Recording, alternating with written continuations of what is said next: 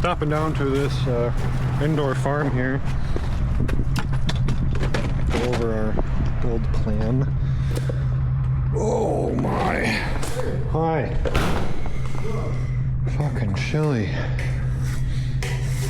All right. So I just kind of want to get like a hard, agreed upon game plan now on camera, so I can go back and like reference it, and then you also can like decide. I'll send the video to you, and then you and Steven can have that conversation on what. Okay, did you already talk to him? I talked to him.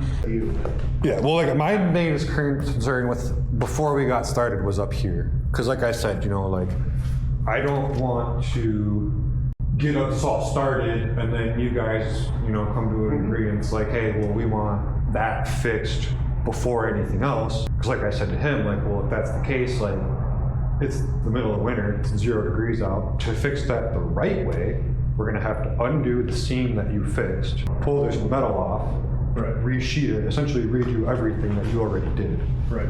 So his comment was like, it's not leaking, and it hasn't leaked.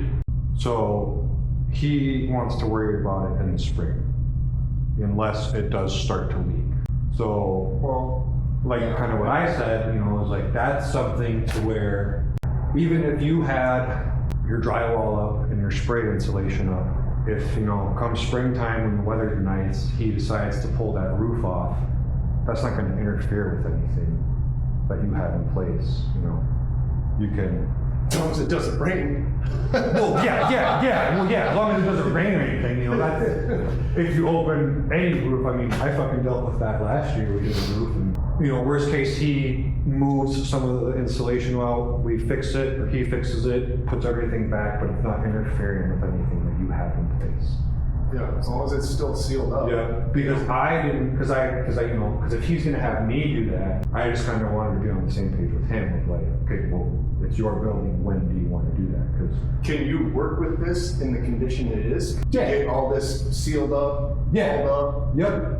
So this wall that we build will probably only frame up, you know, like a foot past where it meets the wall there. Because there's nothing structural, you just need something to put your truss core on and separate these rooms. Yeah. So Would that be at the same level as that top plate then? be a little higher. Oh, Yep. okay. And then what we'll do is on that wall, we'll put blocking on this side Yep. that matches up with these trusses. So you can run the drywall all the way over to that wall. Okay. We'll have a corner to put everything on, Yep. and then the truss core will meet perfectly. So essentially, it'll be acting as if there was a truss here, Right. but the wall itself will only go, whichever one of those is higher is where it will go to. Okay. And then just kind of, well, however high that is, we can anchor some of those loose 2x4s into it.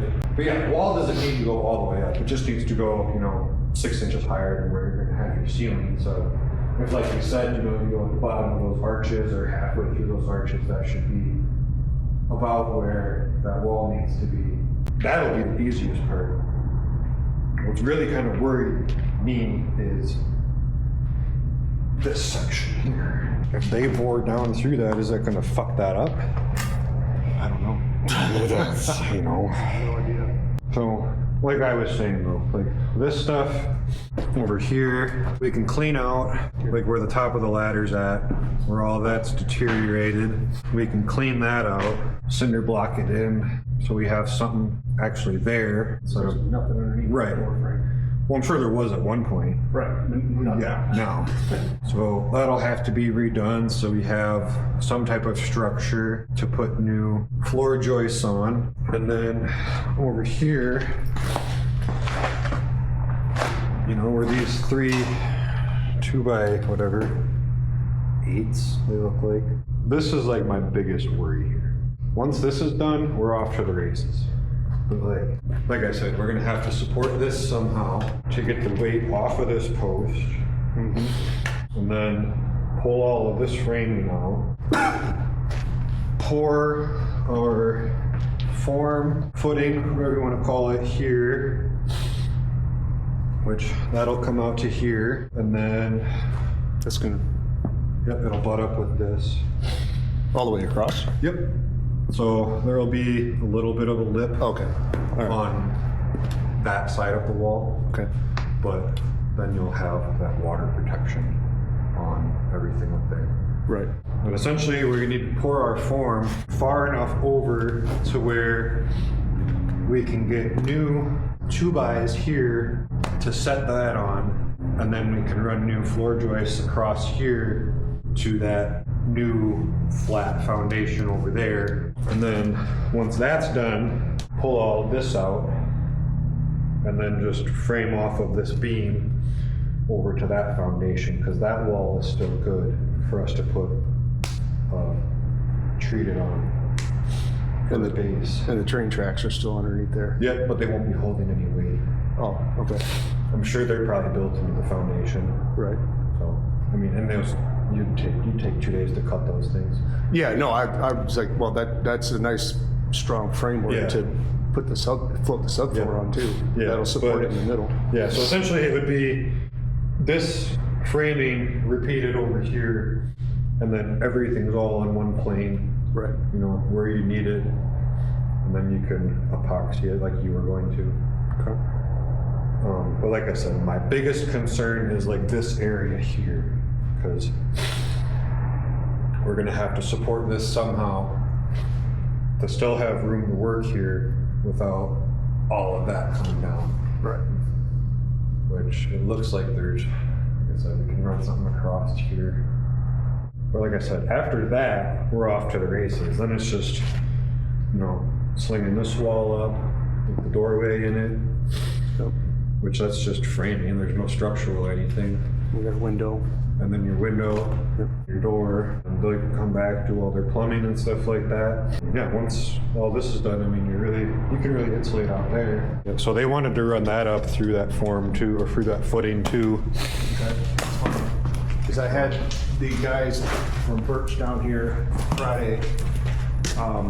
Their unit's gonna be hanging off of these two trusses. It's Okay. gonna be, I think he said 30 inches off that back wall or such. Okay. Ish. Looks like you got him, sister.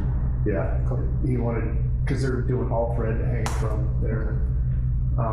And so this can come up up the wall or up on the inside, which I would prefer, but Yeah. whatever. Because, well, if they bring it up to the wall, I just have to insulate around it, and then I would like them not to put it, I'll have this discussion with them, not to like stub it out yet until I get the truss core in there, and they can make a nice hole through the truss core. I don't want to have to sit there and cut around it. Right. Watch the camera. Sorry. And then, concern, or what are we talking Yeah, about? that we'll have to fix before we finish this wall. And then I don't know Well, what actually, shape it is up there. it might be better even to, I also have to figure out what you're gonna do with that electrical. Right, that's what my electrician was on there, and he's like, what do you want to do with that? I know the plumber said they're pulling this out. Yep. That gas line will come out and this one will stay.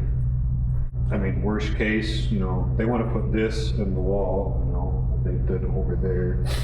I guess see what the electrician says. If he wants us to leave that in there, we can put a piece of PVC through the form or the footing and make sure they have room to go through and pull that if they need to. So would that be, But then that's gonna be built into the wall, right? that would be in the concrete. Yep. And if they wanted us to, you know, somehow make it so it came in and up into the wall, we could do that. I don't know if we have enough cable. Yeah, I'm sure they can. But this, you know, we might have to, ideally, you want to pull the siding off. Put a whole new, you know, it looks like that's drywall on the outside. And That's why I'm like, there's certain things that, you know, and we could frame that in so there's something to frame off of. You're not solving the problem really. in that hole down there. Right. Which I guess, looking at it, I guess we could, if you got that electrical moved, we could just frame in a new box, sister it to here, frame this and this in, and at least get some support there. And then come the nice weather, at least down here, pull the siding off up to here, resheet that, put it in, you know, put the siding in and stuff like that. And then down here's covered. Up there, I'd say just, same thing. This, I'd say, like I said, if we can get these out, that would probably pull out now. The new framing in there, maybe even like before we slid that into place, we could put like some 7/16 on the outside of it and then put it in, screw it into place. But then everything's covered at least. So it'd be like, this would still be here, but there'd be a new piece of 7/16 side or sheeting right next to it that would go all the way down. And then, just spray foam in there. And then at least it's sealed. And then anything future repairs would be on the outside of that wall. But then at least you're weather sealed. At least it would cover that hole up. It would cover that hole up. It would take care of all of this. And framing it. This power to the rest of the building, If he wants it to come up and up through the footing and into the wall, and then, he can do whatever, I can plan for that. If he wants to run external conduit on the outside after a truss core and run through that, then he can do that, so just punch right through the footing, and then, if you wanted to put some hard conduit over to there on top of the truss core. would it be beneficial to have him down here so he can kind of? I just really need to know where he wants his wires ran. If he wants them in the wall or outside of the wall. Probably outside, because I told the building inspector and Stephen that all utilities will be on the outside of the wall. So now, this is a main power thing, so obviously it's gonna have to be in conduit, Right, liquid tight. Right. So I guess maybe what we do with that then, if you want to keep it like that, is we'll just put a piece of PVC in that footing like we said, and then he can run his conduit through it, run his hard conduit off of that, and then over here up into the wall, or however he's gonna do that. Yeah, we'll have to basically kind of where it's at. Yeah, we'll just out. Yeah, exactly. We'll just be on And the then outside of the truss up bar. and then just. Yeah, or whatever fitting he had to get in there. That corner is easy, pretty easy solution without having to pull the siding off or anything. Like I said, we can essentially just get it ready. So the framing's still there, it's airtight, it's weather tight, and then any repairs on the outside after that, all you had to do was pull the outside off. Right. So that's easy. Okay. And like I said, once this middle part's done, we're off to the races. Everything after that's easy. It's just getting the main structure of what supports this back area. You really want to do a bump out wall over there, right? Yeah, so over here, I told Steven. So this wall will essentially come to here. This wall, we would bring out to like here. So there's not necessarily a bump out, it's just the back of this wall would be meeting the front of this wall. So there's something to actually anchor it into. Because this will be anchored into the brick. You frame this so this wall can anchor into that, as well as, this corner that we fix. This corner will probably be the same thing like over there. Pull all the wood out, frame it, sheet it, put it in, and then you're weather tight at least. And then when the nice weather comes, we can go outside, pull the siding off, and then fix it the right way from the outside, or at least the inside the airtight. Fill in the gaps, the framing's good, a rod or anything like that, no air's gonna get in, you can still insulate and everything like that. Ideally, I would prefer to have all three of us here just to go over it, cover, we're all. Yeah, step one would be getting that supported, so we get the weight off that post. Step two would be get all of the framing out of the way for the floor, get our forms up on this side, get everything accounted for the plumbing, electrical, anything over here. Pour the form, get the new supports in place, get the post back down on its own weight, and then get the concrete out of the way where the cooler used to be, get that form poured. After that, we can get our 2x6 wall up, and then off of that, we can build the patch for back spot of the building by the electrical panels. That needs to be patched. And this wall here, because those will anchor into that 2x6 wall. And then once that's up, you can insulate, get all of your electrical figured out. That's going to be inside of the walls. Get your truss core up. Well, you get your drywall up first. Then we can come tape that, and then get your truss core up, get your insulation sprayed, all that stuff. And then really, you shouldn't need us after that.